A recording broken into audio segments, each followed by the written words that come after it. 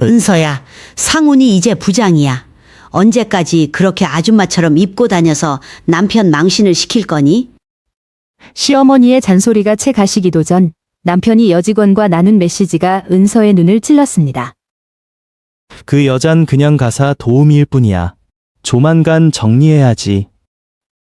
은서는 휴대폰 화면을 껐습니다. 목소리는 얼음장처럼 차가웠습니다. 내가 가사 도우미라면 이제 그동안 밀린 월급을 정산받아야겠네.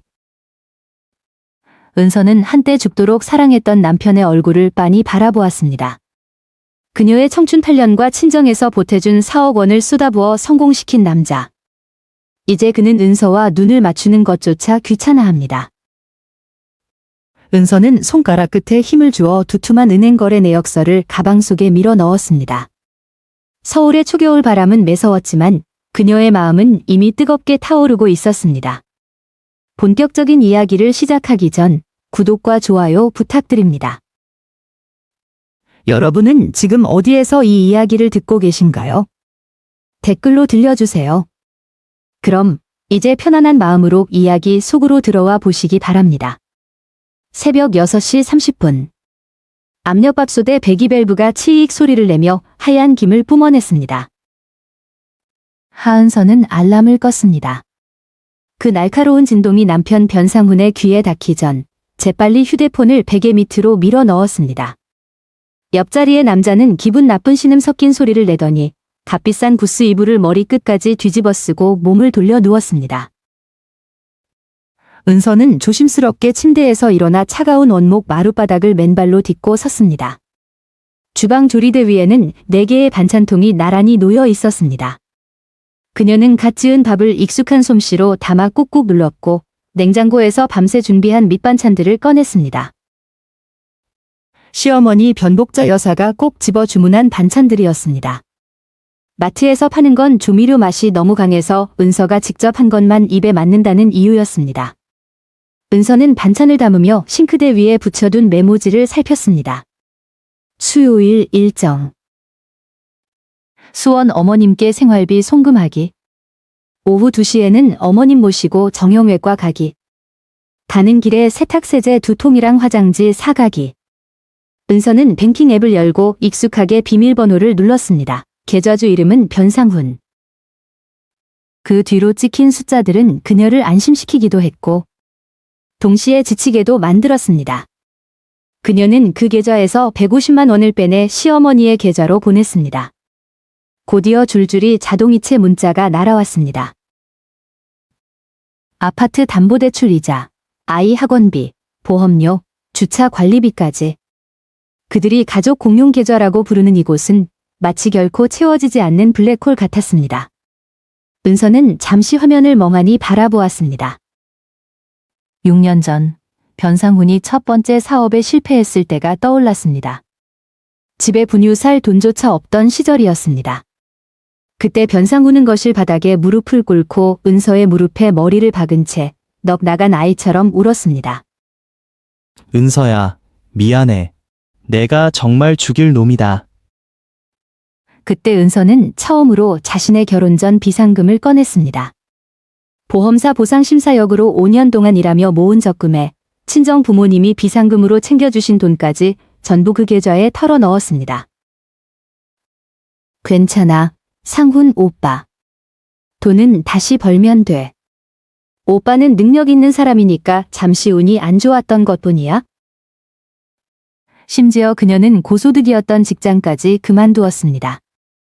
남편이 두 번째 사업과 이직 준비에만 전념할 수 있도록 말입니다. 그녀는 남편에게 말했습니다.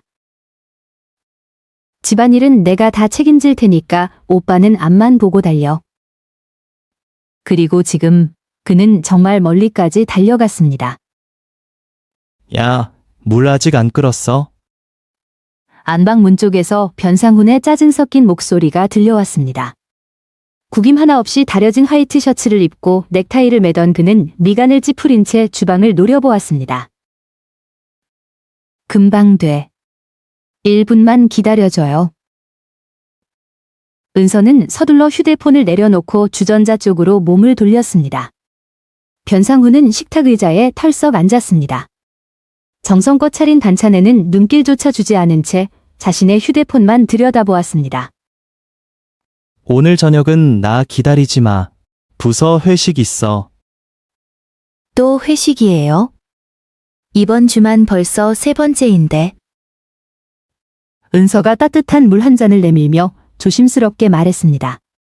변상훈은 물을 한 모금 마시더니 차갑게 그녀를 훑어보았습니다. 나 이제 부장이야. 은서야. 부장이란 자리가 어떤 건지 몰라?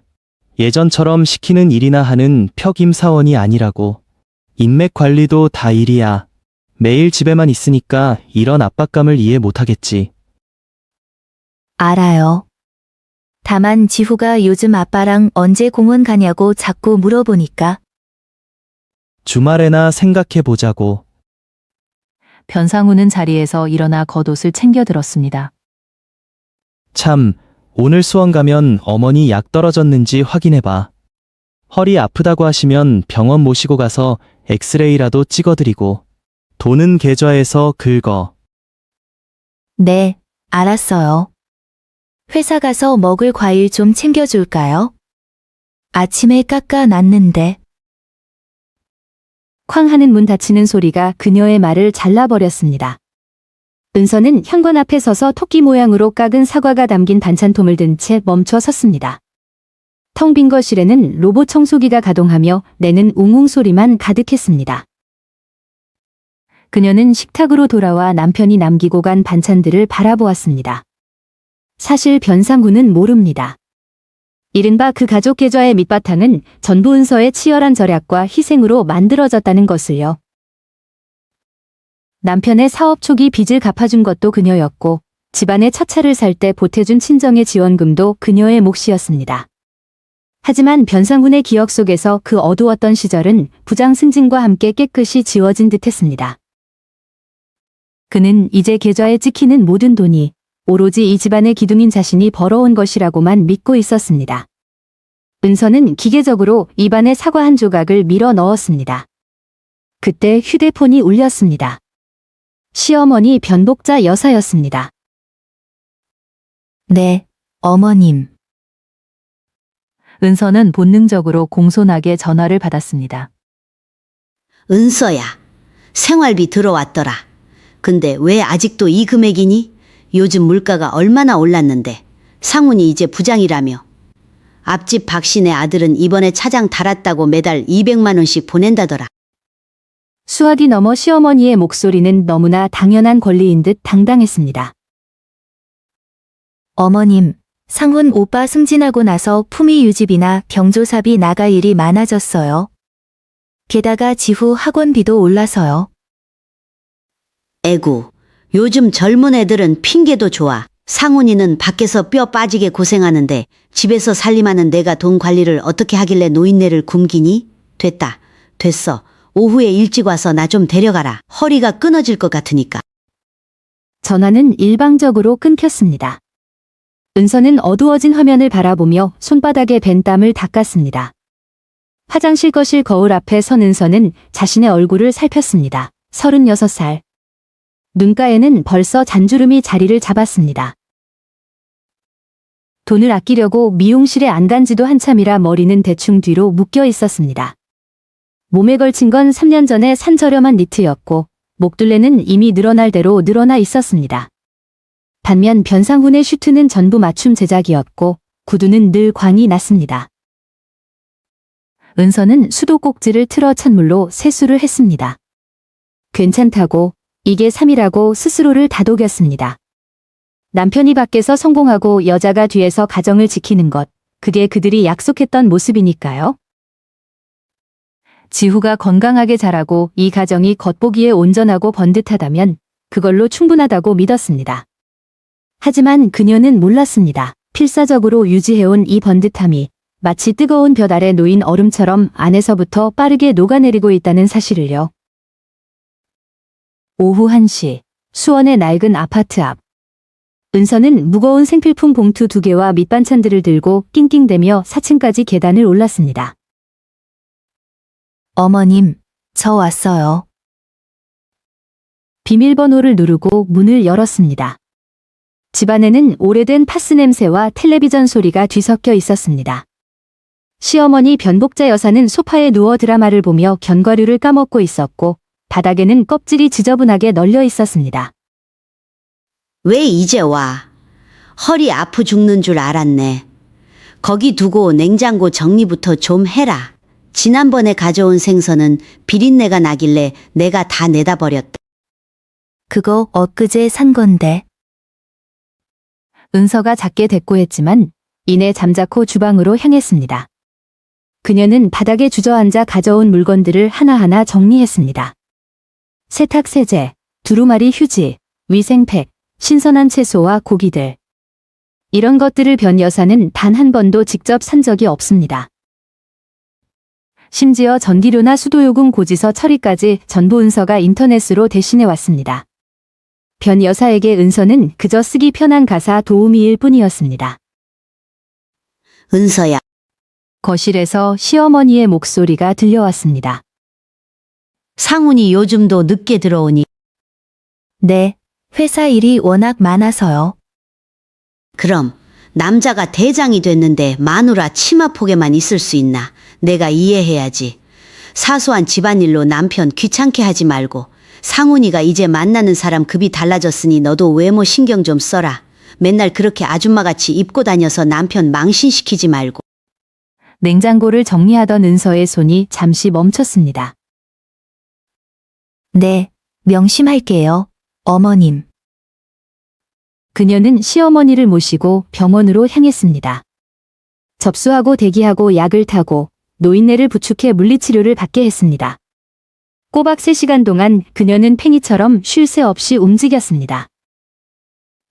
변 여사는 내내 병원 에어컨이 너무 세다느니, 의사가 너무 젊어서 믿음이 안 간다느니, 은서가 부축하는 손길이 너무 억세다느니 불평을 늘어놓았습니다. 시어머니를 다시 집에 모셔다 드리고 난장판이 된 바닥까지 다 치우고 나니 이미 밖은 캄캄해져 있었습니다. 집으로 돌아가는 지하철 안, 은서는 지친 몸을 지하철 기둥에 기대고 눈을 감았습니다. 그때 휴대폰이 진동했습니다. 천수정의 메시지였습니다. 은서야, 이번 달엔 우리 얼굴도 못 봤네. 이번 주 금요일에 시간 돼? 우리 회사 근처에 괜찮은 파스타집 생겼어. 수정이었습니다. 은서의 가장 친한 친구이자 대학 시절 룸메이트. 지금은 노무사 사무소에서 일하며 여전히 당찬 성격 그대로였습니다. 은서는 씁쓸한 미소를 지으며 답장을 보냈습니다. 이번 주 금요일은 좀 힘들 것 같아. 상훈 오빠가 그날 일찍 온다고 해서 저녁 준비해야 하거든. 수정의 답장이 바로 왔습니다. 쯧쯧, 또 변 부장이냐. 너 진짜 내 인생을 변씨 집안의 통째로 바치는구나. 가끔은 너 자신을 위해서도 좀 살아라. 너 카톡 사진 보니까 얼굴이 점점 안 좋아 보여? 은서가 답했습니다. 과장은 나중에 상훈 오빠 바쁜 거 좀 지나가면 내가 맛있는 거 살게. 휴대폰을 내려놓고 은서는 창밖으로 빠르게 스쳐 지나가는 터널 불빛을 바라보았습니다. 나 자신을 위해 산다. 그녀라고 왜 생각해보지 않았을까요? 눈여겨봤던 실크 원피스도 사고 싶었고 예전에 따려다만 손해사정사 고급 자격증 공부도 다시 하고 싶었으며 바다를 보러 훌쩍 떠나고도 싶었습니다. 하지만 지갑을 열려고 할 때마다 머릿속엔 가족 계좌의 지출 항목들이 떠올랐습니다. 지후의 원어민 영어 수업료, 변상훈의 품위 유지비, 시어머니의 병원비. 그녀는 이 집안의 재무 담당이었지만 오직 자기 자신을 위한 예산만은 세우지 못했습니다. 집에 도착하니 밤 9시였습니다. 집안은 정적만이 가득했습니다. 변상훈은 역시나 아직 돌아오지 않았습니다. 지후를 겨우 재우고 거실 소파에 앉아 멍하니 있는데 탁자 위에 변상훈의 넥타이 핀이 보였습니다. 작년 생일 때 선물한 것이었습니다. 명품은 아니었지만 그녀가 2달 동안 식비를 아껴가며 산 선물이었습니다. 그때 탁자 위에서 우웅 소리가 났습니다. 변상훈이 집에 두고 간 개인용 서브 휴대폰이었습니다. 보통 변상훈은 휴대폰 2개를 다 들고 다니는데 오늘은 급히 나가느라 충전기에 꽂아둔 채 잊어버린 모양이었습니다. 화면이 켜지며 새 메시지가 떴습니다. 원래 은서는 남편의 휴대폰을 볼 생각이 없었습니다. 결혼 8년 동안 단 한 번도 의심한 적 없었습니다. 그를 믿었고, 아니, 믿지 않을 용기가 없었다는 게 맞을 겁니다. 하지만 어두운 거실에서 빛나는 그 메시지 내용은 너무나 자극적이었습니다. 이름이 천수정으로 되어 있는 발신인의 메시지였습니다. 아직 안 끝났어? 오늘 그 식모랑 얘기한다며? 은서의 숨이 멎는 듯 했습니다. 천수정. 아니었습니다. 수정이는 방금 전까지 나와 메시지를 주고받았고 프로필 사진도 달랐습니다. 이 휴대폰 속 천수정의 프로필은 흐릿한 커리어 우먼의 뒷모습이었습니다. 변상훈의 회사 여직원이 분명했습니다. 은서는 떨리는 손으로 그 휴대폰을 집어들었습니다. 비밀번호는 지후의 생일이었습니다. 그녀는 대화창을 열었습니다. 기회를 보고 있어. 요즘 자꾸 애 교육 핑계로 들볶 가서 머리 아파 죽겠다. 형님도 다 가정을 위해서 그러는 거잖아요. 호호. 근데 정말 빈손으로 내쫓을 생각이에요? 그건 좀 너무 잔인한 거 아니에요? 빈손이라니, 그게 다 원래 내 돈인데. 그 여자가 지난 몇 년 동안 애 키우고 빨래를 한 거 말고 한 게 뭐가 있어? 물가 돌아가는 꼴도 전혀 모르는 여자야. 데리고 나가서 회식하면 와인 이름 하나 제대로 못 읽어서 비싸다는 소리나 해대고. 전업주부니까 시야가 딱 그 정도인 거죠 뭐. 그냥 가사 도움이야. 조만간 갈아치워야지. 수정아, 시간 조금만 더 주. 부서 발령 공 문정식으로 내려오면 바로 단판 지을 거니까. 그런 가치 없는 여자한테 내 발목 잡힐 순 없잖아. 은서는 세상이 빙빙 도는 기분이었습니다. 귀에서 이명이 들려왔습니다. 가사 도우미. 가치 없는 여자. 발목 잡는 존재. 그 단어들이 녹슨 칼날이 되어 그녀의 심장을 헤집어 놓았습니다. 그녀는 탁자를 짚고 바닥으로 천천히 주저앉았습니다. 속이 뒤집히고 구역질이 났지만 아무것도 나오지 않았습니다. 그의 사업 실패를 메우려 밤잠 설쳐가며 뛰어다녔던 밤들, 버스비를 아끼려고 빗속을 뚫고 집까지 걸어왔던 날들, 시어머니 앞에서 고개를 숙이며 온갖 구박을 견뎌냈던 순간들. 그 모든 것이 변상훈의 눈에는 그저 가사 도우미의 업무 내용일 뿐이었습니다. 통곡하고 싶었습니다. 휴대폰을 박살내고 싶었습니다. 안방으로 달려가 자는 남편을 흔들어 깨워 따지고 싶었습니다. 하지만 은서는 그러지 않았습니다. 그저 휴대폰을 꽉 쥔 채 손톱이 살을 파고들 때까지 버텼습니다. 그 순간 예전 보험사에서 심사역으로 일할 때 상사가 해준 말이 떠올랐습니다. 은서 씨, 고객이 제출한 서류만 믿지 마. 숫자 뒤에 숨은 흐름을 봐야 해. 숫자는 거짓말을 안 하거든. 그렇습니다. 숫자는 거짓말을 하지 않습니다. 변상훈은 이 집을 자기 혼자 세운 줄 압니다. 모든 숫자가 자기 이름으로 되어 있으니까요. 하지만 그는 잊었습니다. 그 숫자들이 처음에 어디서부터 흘러들어왔는지를. 은서는 휴대폰을 제자리에 두고 충전기를 꽂았습니다. 화장실로 들어가 찬물로 몇 번이고 얼굴을 씻어냈습니다. 거울 속의 여자는 여전히 지쳐 보였지만 눈가에 서려있던 순종적인 안개는 조금씩 걷히고 있었습니다. 다음 날 아침, 은서는 평소와 다름없이 행동했습니다. 여느 때처럼 아침을 준비했고 변상훈의 슈트를 정성껏 손질했습니다. 어제 너무 늦게 들어오더라. 서브폰 두고 갔던데. 은서는 넥타이를 메어주며 담담하게 말했습니다. 변상훈의 얼굴이 잠시 굳어지더니 이내 거만한 표정을 되찾았습니다.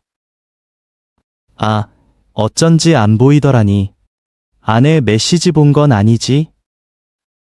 슬쩍 봤어요. 수정이라는 사람이 메시지 보냈길래 내 친구 수정인 줄 알았더니 회사 동료였나 봐요. 은서의 목소리는 무미건조했습니다. 변상훈의 눈동자가 흔들리더니 넥타이를 확 낚아챘습니다. 앞으로 내 폰 함부로 손대지 마. 업무상 알게 된 노무 상담사야. 이름만 같은 거고. 그래요? 근데 내가 가사 도우미 같다는 말도 업무상 내용인가요? 순간 공기가 얼어붙었습니다. 변상훈의 움직임이 멈췄고 그는 은서를 쏘아보았습니다. 미안함 따위는 없었습니다. 오직 모욕당했다는 분노뿐이었습니다. 하은서, 너 내 대화 기록 훔쳐봤냐? 말했잖아요. 잘못 눌렀다고. 다 봤다니 구질구질하게 연기할 필요 없겠네. 원래 다음 달 발령 공문 나면 말하려고 했는데. 이혼해. 변호사 통해서 서류 이미 다 준비해놨어. 이 집도 내 명이고 차도 내 거야. 지난 몇 년간 수입도 다 내가 벌어들인 거고.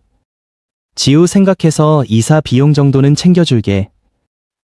은서는 남편의 얼굴을 보았습니다. 수없이 입 맞추고 고생하지 않기를 기도했던 그 얼굴. 이제 보니 그 고생을 자기가 다 막아줬기에 저 남자가 저토록 모질고 차가운 심장을 가질 수 있었던 모양입니다. 상훈 오빠, 잊었나 본데 오빠 사업 망해서 생긴 빚 2억 원 누가 갚았는지 기억 안 나요?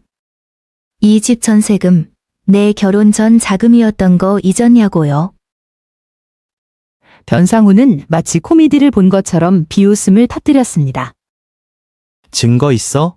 하은서, 은행 기록 봐봐. 그 돈들 결혼하고 나서 내 계좌로 찔끔찔끔 입금된 거야. 법적으로는 부부 공동재산이고 그나마도 빚 갚는데 다 썼잖아. 그리고 지난 2년 동안 번 돈은 오로지 이 변 부장의 노동소득이야. 매일 집에서 시장이나 보고 설거지나 하던 도우미하고 무슨 상관이 있냐고. 너 사회생활 안 한 지 너무 오래됐어. 지금의 넌 밖에서 제대로 된 일자리 하나 못 구해. 나 없으면 넌 월세도 못 내고 길바닥행이야. 좋게 말할 때 도장 찍어. 그래야 지후 앞에서 내 체면이라도 지켜줄 거 아냐. 변상훈은 승리를 확신한 오만한 걸음걸이로 집을 나섰습니다. 은서는 바닥에 힘없이 주저앉았습니다. 이게 바로 그녀의 청춘 8년을 바친 결과였습니다. 오후에 은서는 수원의 시어머니 댁으로 가지 않았습니다. 금방 변복자 여사에게 전화가 왔고 귀청이 떨어질 듯한 고함이 터져 나왔습니다. 하은서, 너 미쳤니? 내가 병원 앞에서 30분 넘게 기다리고 있잖아. 오늘 볕이 얼마나 뜨거운 줄 알아. 허리 끊어지겠다고. 은서는 전화를 붙잡고 들려오는 욕설을 들으며 예전처럼 겁이 나지 않는다는 사실에 스스로도 놀랐습니다. 어머님, 상훈 오빠한테 못 들으셨어요? 저희 이혼하기로 했어요. 수학이 넘어가 몇 초간 정적에 휩싸였습니다. 이내 변 여사의 말투가 바뀌었습니다. 분노가 아니라 마치 하찮은 존재를 타이르는 듯한 동정 어린 말투였습니다. 애구, 너도 결국 알게 됐구나. 은서야, 내가 한마디 하마. 상훈이 이제 급이 다르잖니. 만나는 사람들도 다 점잖은 양반들인데 내 꼬락서니를 좀 봐라. 상훈이 발끝이라도 따라가겠니? 이런 건 억지로 잡는다고 되는 게 아니야. 좋게 물러나야지. 돈 좀 챙겨줄 때 친정으로 가거라. 법정까지 가서 망신당하고 빈털털이 되는 것보다 낫지 않겠니? 어머님도 제가 그냥 공짜로 월급 받는 도우미였다고 생각하세요? 말이 그렇다는 거지. 내가 밖에 나가서 돈 벌어온 건 아니잖니. 집안 살림이며 뭐며 상훈이가 벌어온 돈으로 한 거 아니냐고. 됐고 쓸데없는 소리 말고 택시 타고 빨리 와서 나 좀 데려가라. 가서 천천히 얘기하자. 이혼할 거니까 이제 전 변씨 집안 며느리 아니에요. 어머님 모시는 일은 아드님한테 시키세요. 그리고 이번 달부터 드리는 생활비도 끊었습니다. 은서는 상대방의 반응을 기다리지 않고 전화를 끊어버렸습니다. 손이 떨리고 심장이 터질 듯이 뛰었지만 머릿속은 전례 없이 맑아졌습니다. 그녀는 서재로 들어가 책장 맨 밑바닥에서 먼지 쌓인 서류철 하나를 꺼냈습니다. 안에는 오래된 복사본 뭉치가 들어있었습니다. 보험사 심사역 시절의 습관이었습니다. 중요한 송금 기록, 차용증 복사본, 심지어 변상훈이 빚을 갚아달라며 애원할 때 썼던 각서까지. 그녀는 이 서류들이 다시 빛을 볼 날이 없을 줄 알았습니다. 그녀는 휴대폰을 들어 익숙한 번호를 눌렀습니다. 여보세요, 수정아? 지난번에 말한 타스타 집 금요일엔 못 갈 것 같아. 대신 내일 오전에 내 사무실로 갈게. 나 정산해야 할 돈들이 좀 있는데 노무사로서 좀 도와줘. 그리고 혼인 전 재산 반환에 대해서 법적으로 물어볼 게 있어. 수학이 넘어 천수정이 잠시 멍해지더니 이내 아주 진지한 목소리로 대답했습니다. 은서야, 너 드디어 정신 차린 거니? 응, 정신이 번쩍 드네. 그리고 수정아, 나 지금 너무 춥다. 목요일 아침, 서울 강남구의 한 노무사 사무소. 단정한 회색 슈트 차림의 천수정이 커피 2잔을 들고 회의실 문을 열었습니다. 테이블 끝에 앉아있는 하은서를 본 순간 수정은 그대로 얼어붙었습니다. 불과 며칠 사이에 은서는 반쪽이 되어 있었습니다.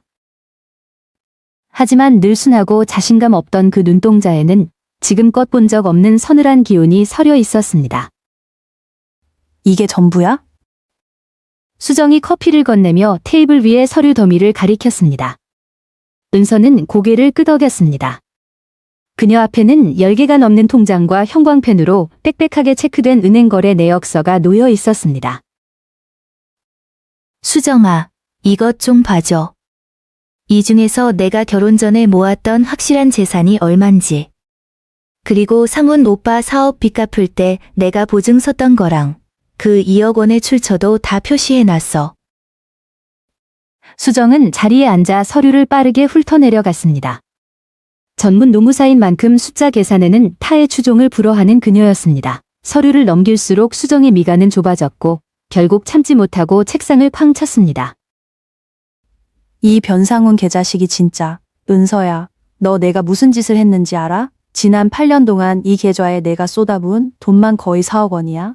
결혼 전 적금에 부모님이 고향집 팔아서 주신 돈. 내가 들었던 저축성 보험 해약금까지 싹 다. 더 악질인 건 이놈이야? 내가 전업주부라 사회 경험이 부족하다는 걸 이용해서 교묘하게 모든 자산을 자기 명의로 돌려놨어. 이 집 전세금도 내 돈으로 한 건데 계약서엔 자기 이름만 박아놨잖아. 보통 이혼 절차대로라면 넌 경제적 기여도가 낮다고 판단돼서 정말 빈손으로 쫓겨날 뻔했어. 하지만 다행히 내가 이 거래 내역들을 다 남겨놨네. 다시 찾아올 수 있을까? 찾아오는 정도가 아니야. 그동안 받아 처먹은 거 이자까지 쳐서 다 뱉어내게 할 거야? 은서야, 변상훈이 이번에 부장 승진했지? 그런 자리에 있는 놈들은 평판이랑 신용에 목숨 걸어. 우리가 이 혼인 기간 중 발생한 재산 갈취와 기망 행위를 입증하기만 하면 그 부장 자리 보전하기 힘들 거야. 은서는 눈을 감았습니다. 그 순간 어제 카페에서 겪었던 일이 떠올랐습니다. 변상훈 회사 동료 부인들의 모임이었습니다. 예전에는 남편 인맥 관리해준답시고 억지로 참석했던 지루한 모임이었죠. 어제 은행에서 거래 내역을 뽑아 나오던 길에 우연히 만난 한 아주머니가 은서의 손을 잡으며 말했습니다. 어머, 은서 씨 아니야? 얘기 들었어. 상훈 씨랑 이혼하기로 했다며. 상훈 씨가 회사에서 그러더라고. 은서 씨가 친정 부모님 모시고 싶다고 먼저 이혼해달라고 했다면서? 재산 분할도 한 푼 안 받겠다고 했다며? 어휴, 상훈 씨는 전생에 나라를 구했나 봐. 그렇게 마음 넓은 부인을 두고. 은서는 사람들로 북적이는 거리에서 온몸이 얼어붙는 것 같았습니다. 변상훈은 이미 밑작업을 다 끝내놓은 상태였습니다. 자신은 성공한 부장이지만 아내의 효심 때문에 어쩔 수 없이 아내를 보내주는 비운의 남편으로 연기하고 있었고 그 과정에서 은서의 공로를 완전히 지워버린 겁니다.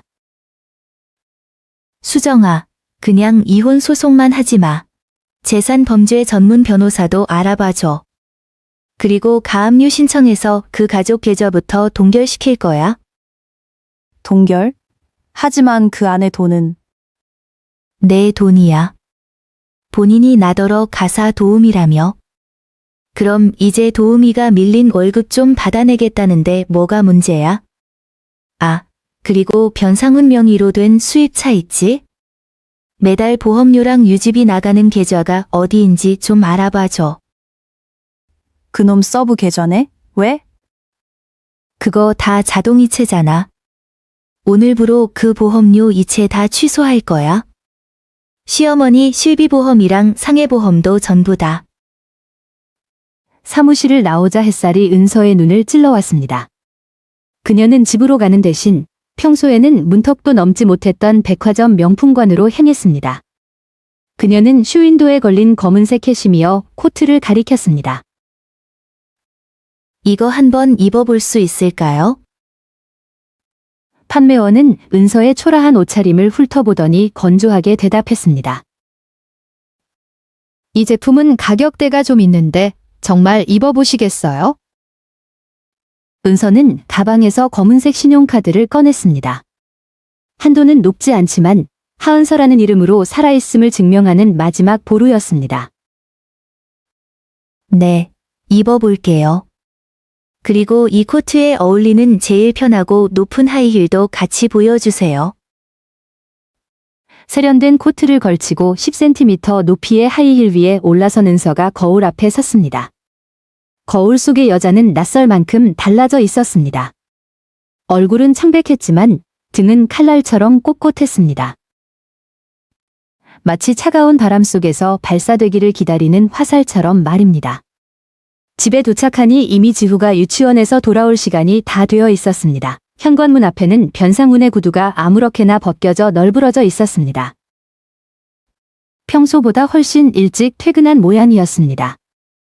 거실로 들어서기도 전 변상훈의 표효하는 듯한 고함이 집안을 울렸습니다. 하은서, 너 당장 일로 와. 은서는 서두르지 않고 차분하게 슬리퍼로 갈아 신은 뒤 거실로 들어갔습니다.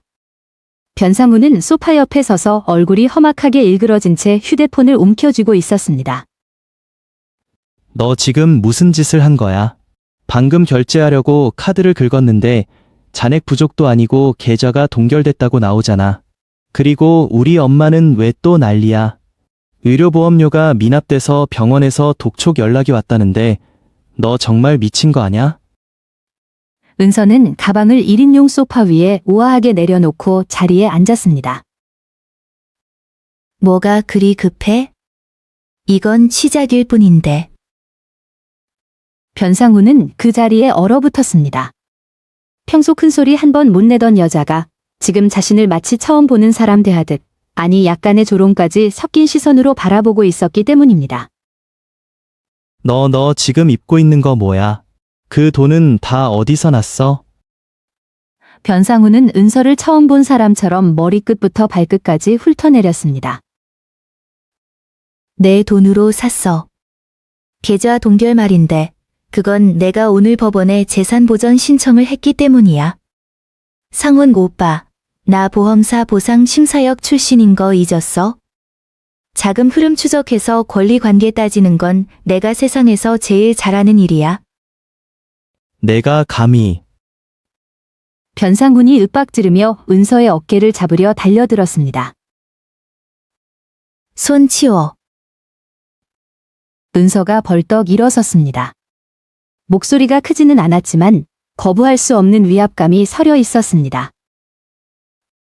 변 부장님, 내일 당장 회사 인사팀에 고위 간부의 배우자 개인 자산 악의적 횡령 및 허위 진술에 관한 제보서가 날아가는 꼴 보기 싫으면 일단 앉아서 내 말 끝까지 들어. 변상훈은 그 자리에 멈춰 섰습니다. 그는 은서를 뚫어지게 쳐다봤습니다. 이마에 핏대가 실룩거렸습니다. 자신이 가사 도우미 정도로 여기던 여자가 이렇게 날카로운 발톱을 숨기고 있었을 줄은 꿈에도 몰랐던 것입니다. 창밖으로는 차가운 바람이 몰아쳤습니다. 곧 더 큰 폭풍우가 들이닥칠 것을 예고하는 듯했습니다. 8년 동안 생활의 온기로 가득했던 이 아파트는 지금 이 순간만큼은 차가운 영안실처럼 식어 있었습니다. 변상훈은 아직 모르고 있었습니다. 자신이 그토록 자랑스러워하던 성공한 인생이 사실은 하은서가 모래로 쌓아 올린 성 위에 있었다는 사실을요. 그리고 이제 하은서는 그 모래를 전부 치워버리기로 결심했습니다. 도대체 원하는 게 뭐야? 변상훈이 이를 악물고 한자 한자 내뱉었습니다. 내가 원하는 거? 원래대로라면 내 잃어버린 탈연을 돌려받고 싶어. 하지만 그건 불가능하겠지.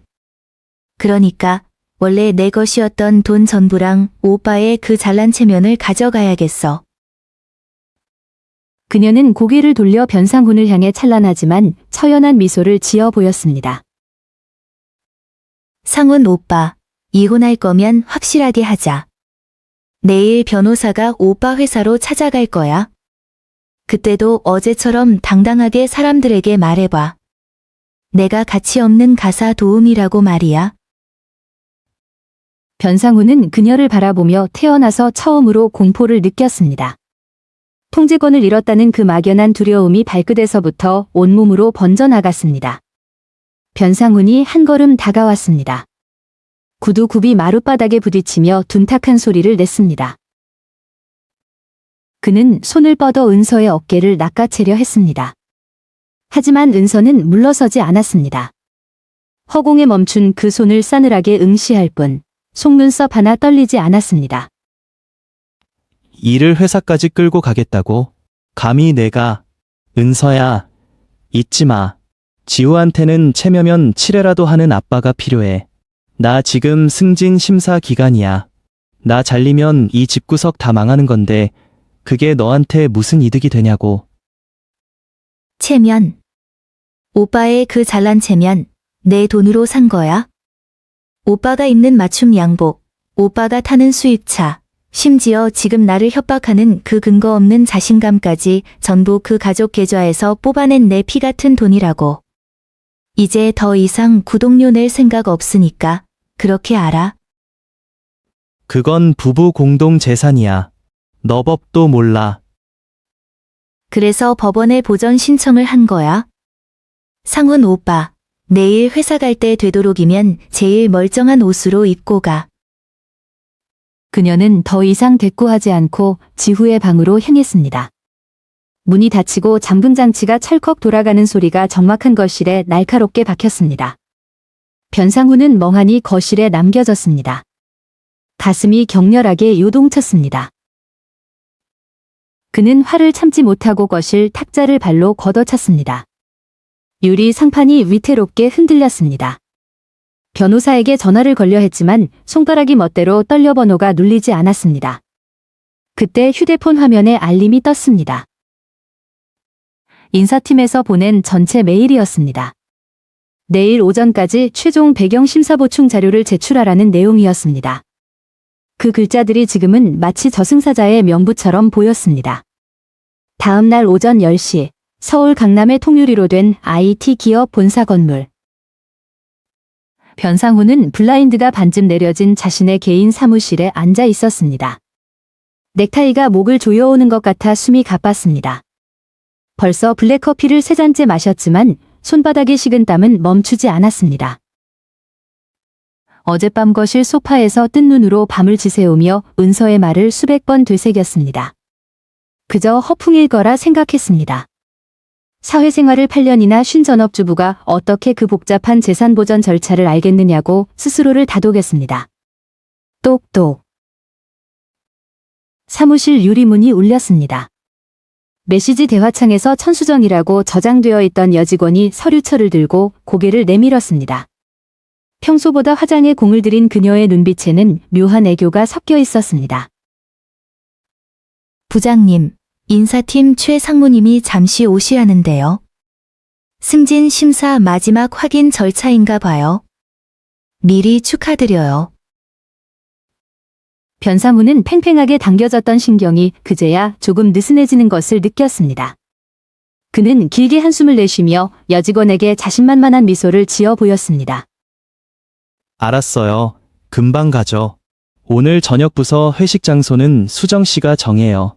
좀 근사한 곳으로. 그는 자리에서 일어나 양복 단추를 채우고 당당하게 사무실을 나섰습니다. 복도를 지나갈 때마다 부하 직원들이 머리를 숙여 인사했습니다. 그 부장님이라는 호칭이 마치 강장제처럼 그의 몸에 퍼지며 어젯밤의 공포를 씻어냈습니다. 인사팀장실 문을 열고 들어섰을 때였습니다. 하지만 그를 기다리는 것은 최 상무의 축하 멘트가 아니었습니다. 최 상무는 넓은 책상 뒤에서 얼굴이 굳어 있었고 그 맞은편 손님의 의자에는 짙은 색 양복을 입은 낯선 남녀가 앉아 있었습니다. 무태 안경을 쓴 젊은 남자와 서류 가방을 든 중년 여성이었습니다. 변상훈의 발걸음이 멈췄습니다. 사무실 안의 공기가 얼음장처럼 차가웠습니다. 상무님, 부르셨습니까? 변상훈이 억지 미소를 지었습니다. 최 상무는 아무 말 없이 마치 벌레를 보는 듯한 혐오 섞인 눈빛으로 그를 바라보았습니다. 상무는 책상 위에 서류 하나를 앞으로 밀어내며 말했습니다. 변 부장, 이분들은 서울가정법원의 집행관, 그리고 자네 부인의 대리인 변호사일세. 변상훈의 귓가에 웅하는 이명이 들렸습니다. 마치 머릿속에서 수천 마리의 말벌이 떼를 지어 날아다니는 것 같았습니다. 서류 가방을 든 중년 여성이 일어서더니 붉은 도민이 찍힌 서류를 변상훈 앞에 내밀었습니다. 변상훈 씨, 저는 하은서 씨의 법률 대리인인 법무법인 정도의 변호사입니다. 이건 법원에서 내려진 재산보전 결정서와 귀하의 급여, 계좌 및 주식 옵션에 대한 가압류 통지서입니다. 변호사의 목소리는 낮았지만 단어 하나하나가 유리벽에 부딪히며 명확하게 울렸습니다. 지금 무슨 짓들입니까? 이건 제 사적인 일입니다. 상무님, 이건 오해입니다. 제 아내가 요즘 정신적으로 좀 불안해서 이혼 소동을 벌이는 중이라. 사적인 일이요? 변상훈 씨, 귀하는 혼인 기간 중 배우자의 혼전, 재산 및 친정증여 자금 4억 원을 악의적으로 은닉하고 개인 계좌로 빼돌린 혐의를 받고 있습니다.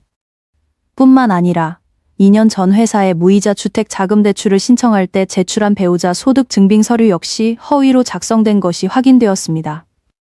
저희 의뢰인이 실질적인 채무 담보 수익자인 만큼 자산 도피를 막기 위해 법원에서는 귀하의 급여 50% 지급 정지와 주식 옵션 행사 금지를 회사 측에 정식 통보했습니다. 사무실 밖, 조용하던 업무 공간에서 자판 두드리는 소리가 일제히 멈췄습니다. 블라인드 틈새로 수많은 눈동자가 이곳을 향하고 있다는 게 느껴졌습니다. 조금 전 그 여직원은 복사기 옆에서 입을 틀어막은 채 눈을 동그랗게 뜨고 서 있었습니다. 그뿐만이 아닙니다. 상무님, 이건 저희 측에서 정리한 변상훈 씨의 최근 3년간 카드 명역입니다. 유흥업소와 골프장 등에서 지출한 거액의 비용을 회사 법인 카드로 부정 청구한 정황이 포착되었습니다. 저희가 대조해 본 결과 해당 시간에는 거래처 미팅 일정조차 없었습니다. 이 부분은 횡령 혐의로 경찰에 제출할 예정이었으나 귀사의 명예를 고려해 인사팀의 내부 감사를 먼저 요청드리는 바입니다. 변상훈은 무릎에 힘이 풀렸습니다. 그는 서류를 뺏으려 달려들었습니다. 다 거짓말이야. 그 미친년이 다 조작한 거라고. 그는 이성을 잃고 비명을 질렀습니다. 처절한 목소리가 사무실에 울려 퍼졌습니다. 변상훈 부장. 지금 이게 무슨 추태야? 우리 회사 지금 상장 준비 중인 거 몰라? 임원진의 도덕적 결함은 절대 용납 못해? 상무님, 설명할 기회를 주십시오. 그 돈은 원래 제 돈. 됐네. 보안팀이죠. 지금 좀 올라와요. 변상훈, 자네는 오늘부로 직위 해제야. 내부 감사 결과 나올 때까지 출입카드랑 법인차 키 반납하고 당장 나가. 상무님, 저 어제 큰 프로젝트 계약도 따냈습니다. 저한테 이러시면. 덩치 큰 보안 요원 2명이 문을 열고 들어와 변상훈의 양옆을 붙잡았습니다. 복도의 동료들은 일제히 시선을 피했지만 수군거리는 소리는 파도처럼 밀려왔습니다. 들었어. 와이프가 가사 도우미라더니 알고 보니 와이프가 사업비 다 갚아준 거라며? 세상에. 그러면서 밖에서는 와이프가 무능해서 이혼해주기로 했다고 떠들고 다닌 거야? 진짜 인간 쓰레기네. 그 수입차도 와이프 돈으로 샀나 봐. 정말 망신도 이런 망신이 없다. 변상훈은 보안 요원들에게 끌려나가다시피 복도로 밀려났습니다. 그는 그 여직원이 황급히 몸을 돌려 복사 용지를 정리하는 척하는 것을 보았습니다. 그녀는 이제 그와 눈도 마주치려 하지 않았습니다. 빳빳하게 다려진 맞춤 양복은 이제 허물처럼 그의 어깨에 매달려 있었습니다.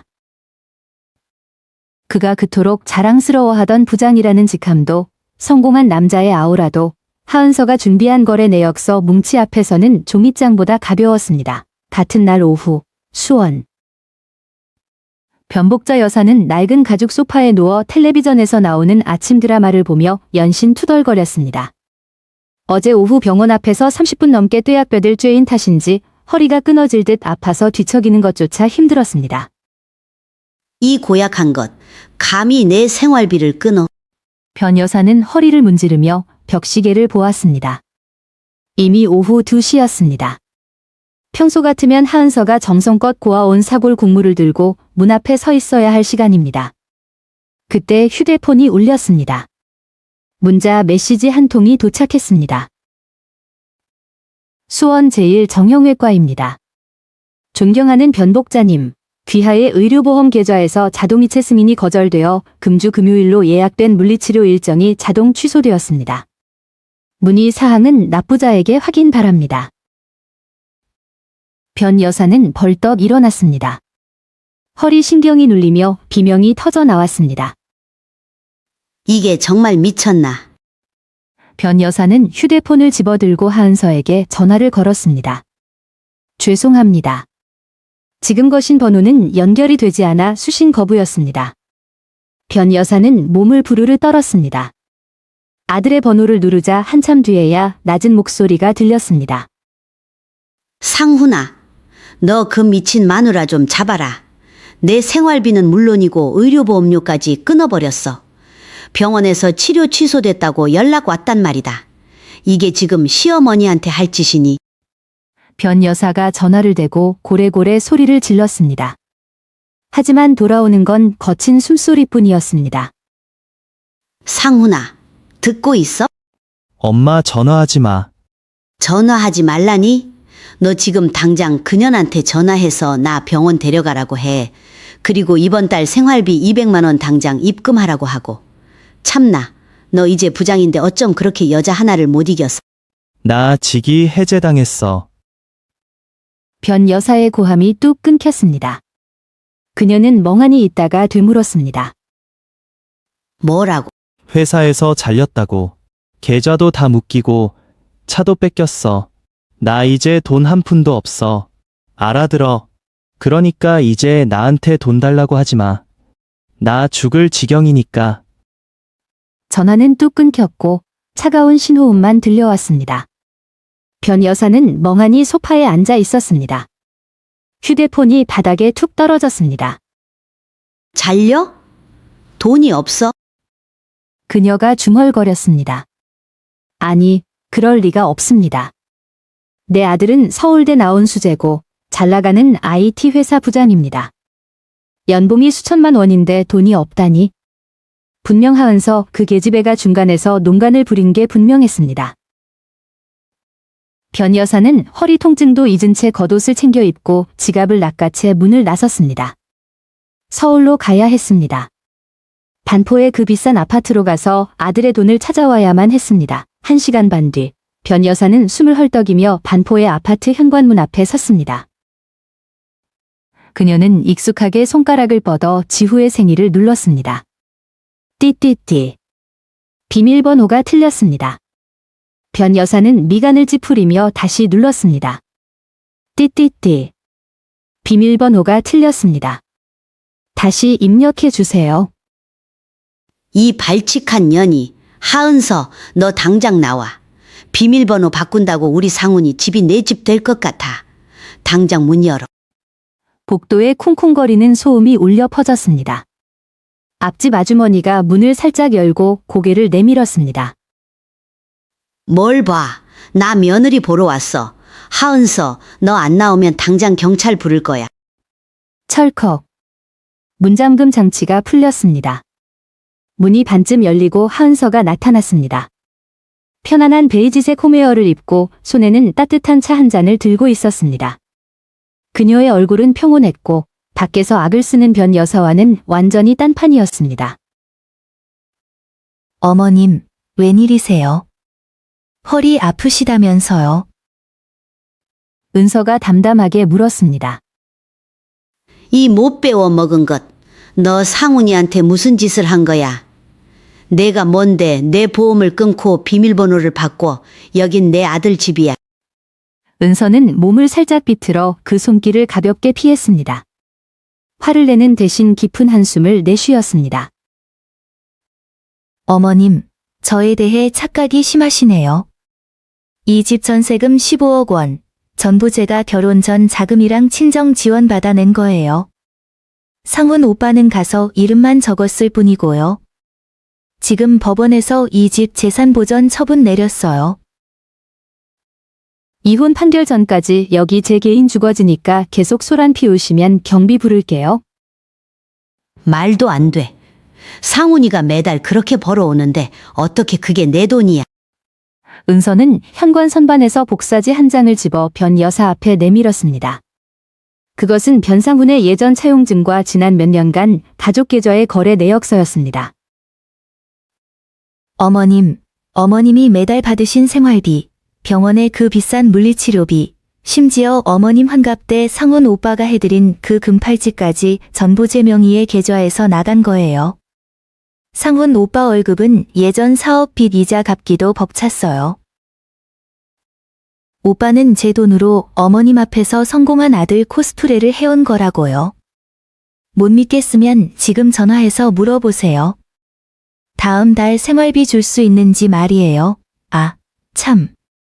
오빠 지금 이사할 고시원 알아보고 있을 텐데 급여 카드도 다 가압류됐거든요.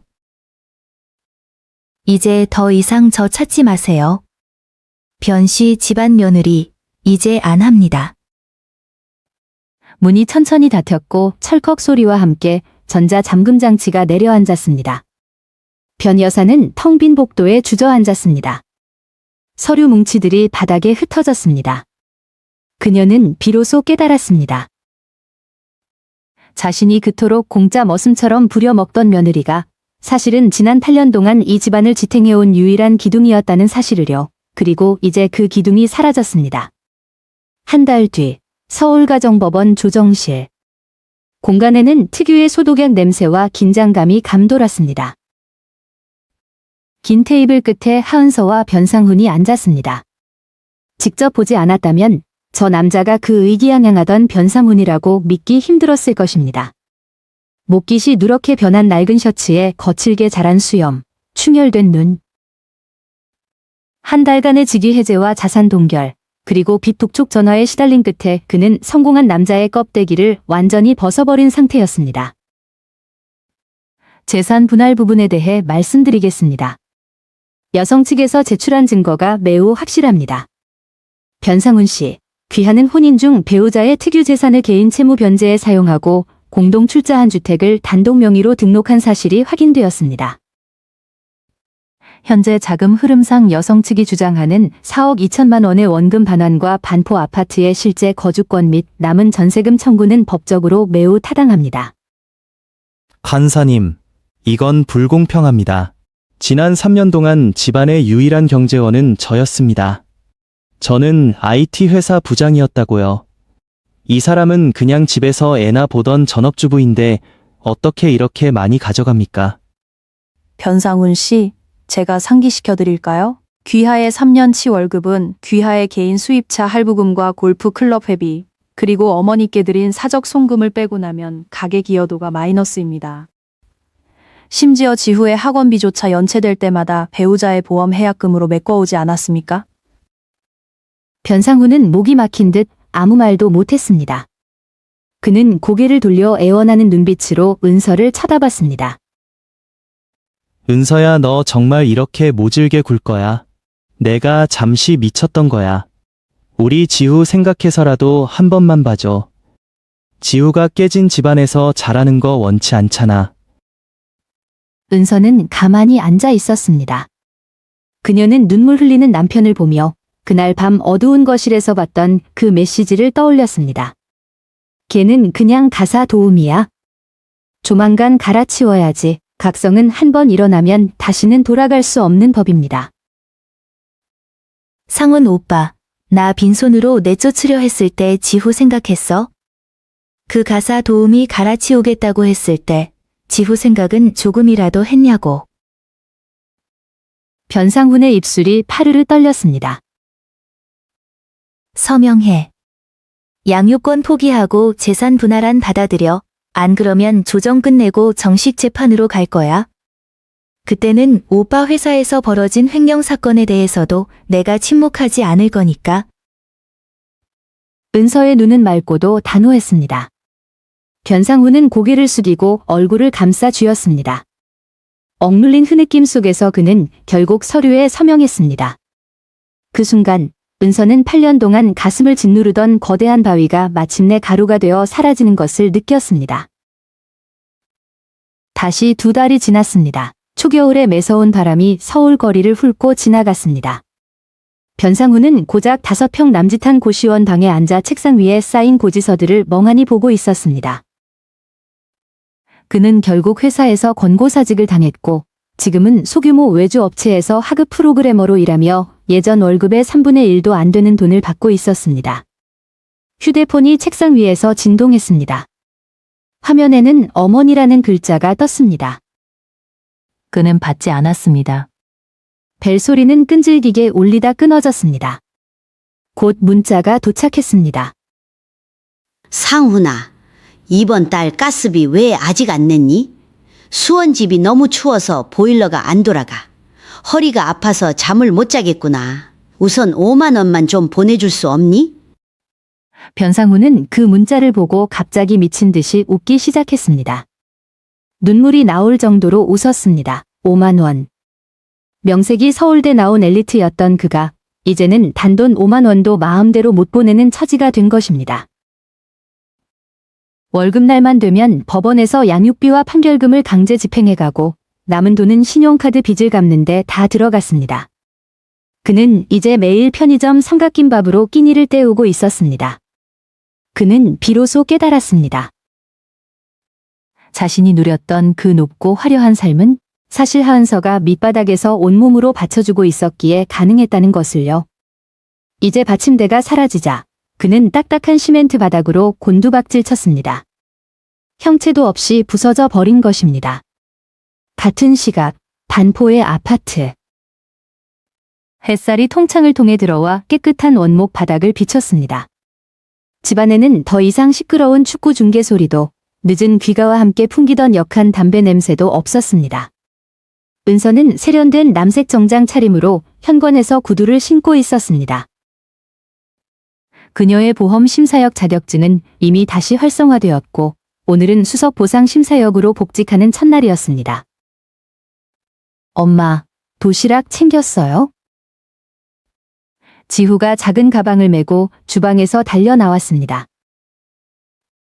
그럼 챙겼지. 은서가 웃으며 아들의 머리를 쓰다듬었습니다.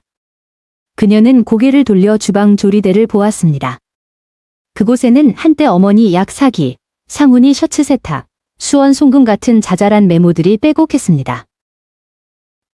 지금은 그저 깨끗하게 비워진 채 지후가 크레파스로 그린 슈퍼히어로 엄마 그림 한 장만 붙어 있었습니다.